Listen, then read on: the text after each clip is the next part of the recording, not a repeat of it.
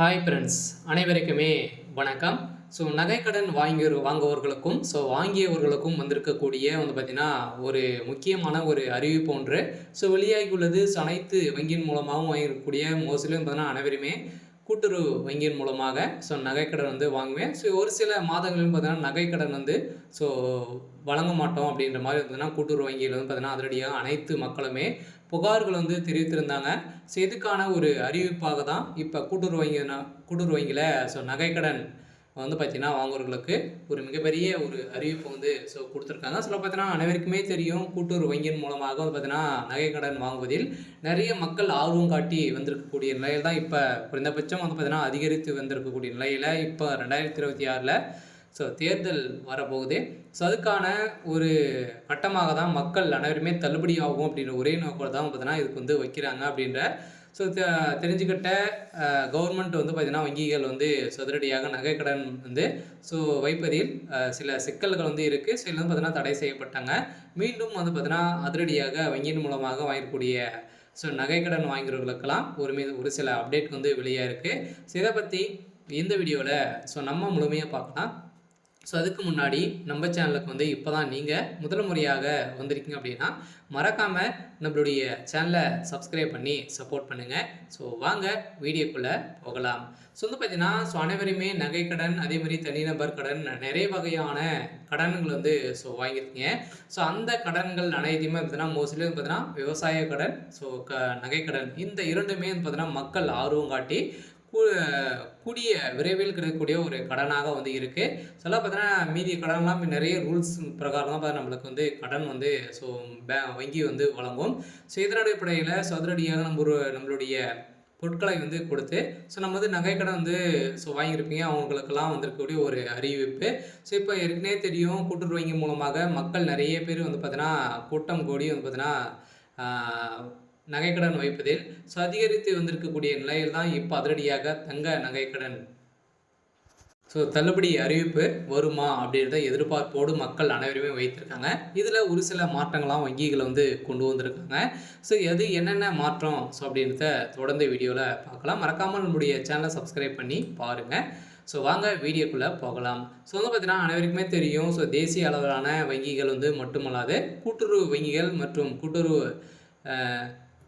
சொசைட்டிகள் தங்க நகைகளுக்கு எளிதாக கடன் வழங்கப்பட்டு வருகின்றன.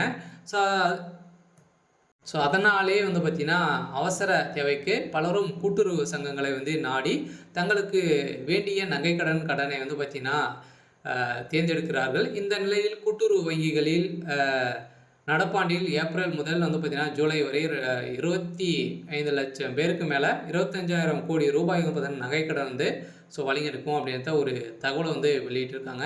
இந்த தகவலின் மாறாக தான் பார்த்தீங்கன்னா அதிரடியாக பார்த்தீங்கன்னா இந்த நகைக்கடன் உள்ளவர்களுக்கும் இதுக்கு மேலே நகைக்கடன் இன்னும் 2 மாதங்களுக்கு நீங்கள் நகைக்கடன் வைக்கலாம் அப்படின்றத கூட்டுறவு வங்கி பார்த்தீங்கன்னா அதிரடியாக ஒரு அறிவிப்பை வெளியிட்டிருந்தாங்க. 2 மாதங்களுக்கு முன்னாடி பார்த்தீங்கன்னா இந்த வங்கிகள் அனைத்துமே பார்த்தீங்கன்னா வங்கியில் நகைக்கடன் வைக்க முடியாது அப்படின்ற மாதிரி பார்த்தீங்கன்னா வங்கி நிர்வாகிகள் சொல்லியிருக்கக்கூடிய நிலை தான்.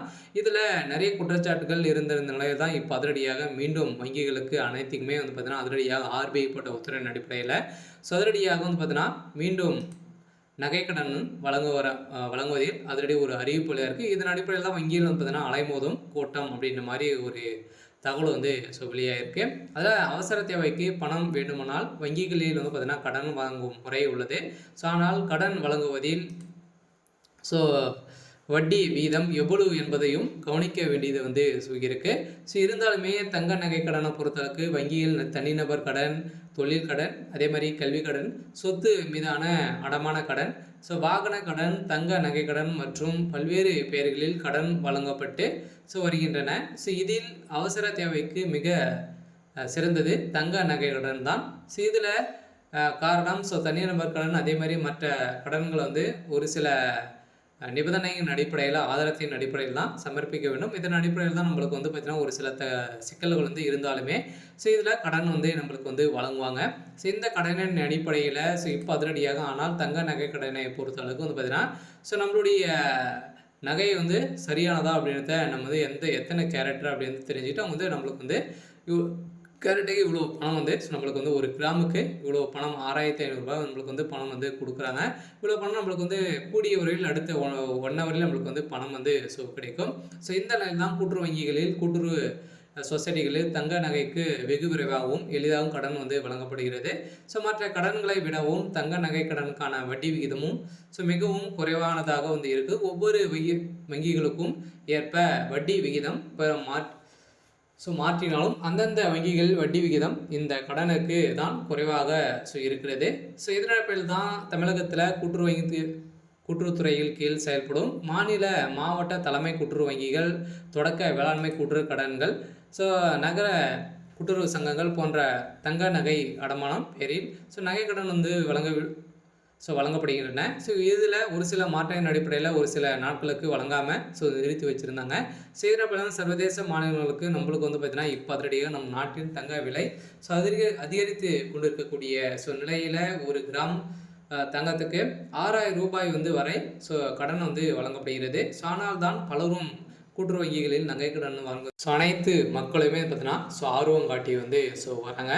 இந்த நிலையில் ரிசர்வ் வங்கி விதியின் அடிப்படையில் வந்து பார்த்தீங்கன்னா அனைத்து வங்கிகளுக்குமே நகைக்கடன் வழங்குவதில் நிறுத்தம் இருந்த நிலையில் அதிரடியாக நகைக்கடன் மக்களுக்கு வந்து வழங்க வேண்டும் அப்படின்ற மாதிரி புதிய உத்தரவு போட்டிருக்காங்க. இருந்தாலுமே நகைக்கடன் இந்த விவசாய கடன்லாம் தள்ளுபடி ஆகுமா அப்படின்ற ஒரு பரபரப்பான செய்தி வெளியே இருக்கக்கூடிய நிலையில் தான் வங்கியினர் வந்து பார்த்தீங்கன்னா கூட்டம் வந்து அலைமோதிட்டு வந்து இருக்கு. சில வங்கியின் மூலமாக நகைக்கடன் தள்ளுபடி ஆகுமா அப்படின்னா கட்டாயம் ஆகும். வருகின்ற 2026 ஒரு சில மாற்றங்கள் வந்து வரப்போகுது. பார்த்தீங்கன்னா கட்சிகள் வந்து 2000 தேர்தல் வந்து வரப்போகுது. வந்து முக்கிய அறிவிப்புகளாக வந்து வெளியாகுது.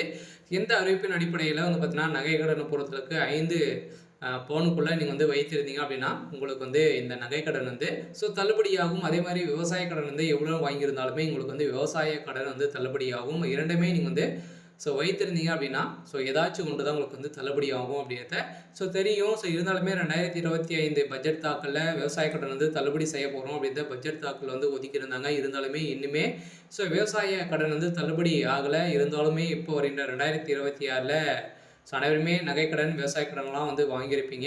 அவங்களுக்கெல்லாம் பார்த்தீங்கன்னா தள்ளுபடி அறிவிப்பு வரப்போகுது. பார்த்தீங்கன்னா இந்த ஒரு சில திடீர் மாற்றமாக தான் வந்து அனைவருக்குமே வந்து இருக்குது. இந்த வங்கியின் மூலமாக வாங்கக்கூடிய நகைக்கடன், அதே மாதிரி இந்தியன் பேங்க், நிறைய வங்கி, கனடா பேங்க், இது மாதிரிலாம் நிறைய விதமான வங்கிகளாக தான் இருக்குது. அந்த வங்கியின் மூலமாக வாங்கியிருக்கக்கூடிய விவசாய கடனும் தள்ளுபடி ஆகும் அப்படின்ற ஒரு சில அப்டேட்டுக்கெலாம் வந்து கிடைத்திருக்கு. அனைவருக்குமே வந்திருக்கக்கூடிய ஒரு சூப்பரான ஒரு அப்டேட்டாக தான் வந்து இருக்குது.